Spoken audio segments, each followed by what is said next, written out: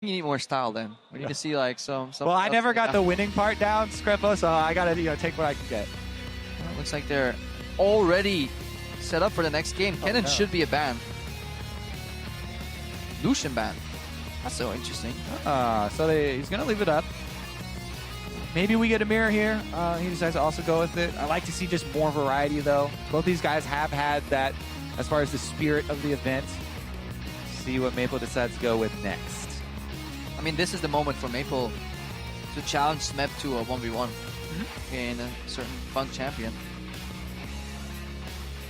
Maybe he's having the same problem. I mean, they do have mics. They can communicate with each other, but don't speak Korean, then you don't speak Korean. Tough luck. If only. I wonder, yeah. A lot of the Korean players do speak a lot of English, though. Oh, yeah, so Smeb's English is, I think it's quite good. Definitely advanced enough to say, like, 1v1. The champions. You can communicate the champions. Oh. Kennen locked in. I haven't seen their mouths moving, so I think he's just like, okay, he's probably going to pick Kennen again, so I will too. It's the best champion remaining. It's a super strong 1v1 champion. Now, once you play this matchup, it actually boils down to really good E usage as well, because you can dodge Shuriken with E. It gives you extra resistances if you're about to get stunned. So if you're going to be stunned anyways, you might as well put you in a kind of safety zone with the E active on. Yeah, and they can see they both smile there as they see it is a mirror match. And Smeb gonna try and stick into this one back against the wall. Ooh. And I also wonder if you're gonna see any like differences in style and runes and masteries, because that is obviously where it boils down to in these mirror matches. Yeah, Maple was 100% on that attack speed train, and it did work out for him. Yes, the early control of the minion wave there over to Yasuo, but man, after that first back, it was all Kennen. Yeah, and it actually changes up whether they max Q or W here, because it is a double max range matchup where you get punished very much so for walking up, so we could actually see Q max Kennen come out on one of the sides. Yeah, definitely true. I mean, I just feel like it's so unreliable to max Q, so easily punishable. There is a big reward though, and that would be the style win, I guess, in a mirror matchup. Yeah, or if you just suddenly shift to AP, because even AP Kennen usually starts with the Doran's Blade because it's just such an efficient start. Yep. If you're looking at Maple, who's still running the same thing. Attack speed, magic resistance, and armor. Yeah, all flat. Yeah, really nice rune page right there. Going for 18-0-12 as expected. Got the brush check. Completely even trades, except Smeb backs out first. Takes the extra auto. Takes the extra auto. There is a difference though, because Smeb has 80 reds, I believe. Yep, he's running marks, attack damage marks, but he has less attack speed. So he should have an easier time lost hitting, and the single auto trades should be slightly better for him. Yeah, and so that would be a rune page you would want to go also if you were going to go with the risky Q max style. If you're going to go with the W that we saw from before from Maple, then the extra attack speed definitely good to generate more of those. There's actually one little tweak. Smeb has reduced summoner cooldowns, which means if he can get trade, maybe that's what he was looking for last game actually, because everybody is running either feelers or extra health regen, but he's not going for that insight where you have summer spell reduction. So if Smeb can trade both, up slightly sooner and go all in. Then that timing window is so small. As soon as yours come back up though, no matter where the minions are, no matter where he is, you have to force it there, or else you get no value. But let's just look at the normal laning pattern. Second wave, Smeb sitting on 6 ES. Gets level 2 on the 7 creep right here. That's the first melee of the second wave, as usual. And obviously has control. Nice Q next to the range creep. You can also see when they hold on to the charge up of their auto for W. That's when you walk up and you're like, bro. Think I won't? Think I won't throw this shuriken at your face? Alright, Smeb still in control. Wave's bouncing though. If you do not finish off wave per wave fully, the reinforcements will arrive much sooner on the other side. Missed a minion there. Melee one for Smeb though. Kobe would have landed that. My CSing actually isn't too bad. It's just that when I do play a laning champion, I have absolutely zero map awareness. Yeah. It's just minimap disappears. Jungler problems. I don't know if support have the same issues. Oh, I just can't CS. And I don't even try. Are they going to trade some damage here? Nope. All focus still on the minions, by the way. Smeb is really holding onto those marks for quite a long while. Yeah. Sat on that one for like 3 seconds. He seems to be okay with the wave bouncing. Could indicate that he's fine going for an all-inish trade. Yeah, and he does have the lead as far as the minions go. Maple, because he's playing so close to the relic, actually opens himself up for a Q trade there. Smeb has been hiding behind his Qs much more. Yeah, Smeb also, you can tell, generally gravitates towards the top side where he has brush control.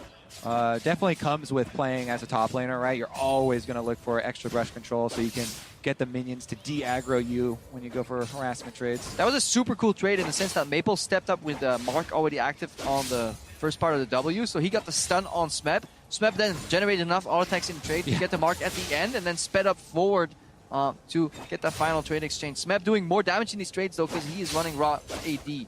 So if on equal amounts of auto attacks, which they did, Smeb is getting the better in these trades because Maple is so minion focused, running the odd 24, 29 attack speed. And even he's not really controlling minions better because when you're pushing these minions, unless you're making full use of the auto attack timer, and you're auto attacking on cooldown, which neither of them are, you will miss minions that way.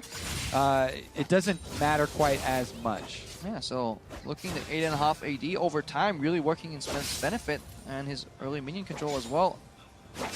Even when Maple has the charge on his W auto, he's not bullying. Like, it's still Smeb that's forward in the minion wave. Yeah, Maple is also hiding far less. It's like he really wants to play that skill matchup where it's like, cue me in the open, I'll dodge it, instead of just hiding behind his range troops. Yeah. Looks a little bit more tense. Also, just look at the cameras of the two guys. Smeb looks, his arms are in, elbows tucked in, right? I feel like we're in like high school reading into like body language interpretation. Or like literature. Well, exactly, like, and Maple, he's so open. You know, this is how you signal to people that you are, welcome to human interaction and you're a jolly fellow, right? That if you want to go into interviews, don't cross your arms because that makes it confrontational. I don't know. Smeb's right now is just fully relaxed. He's like, yeah, okay, another day at the office. Smeb's playing in endurance mode, and Maple is working on them traps right now. Maple's got wings, actually. He's like ready to take off. That's what birds do, though. They make themselves look bigger, you know? That's what you do. That's what I do. Crap a bird. Went a bit too far at one point.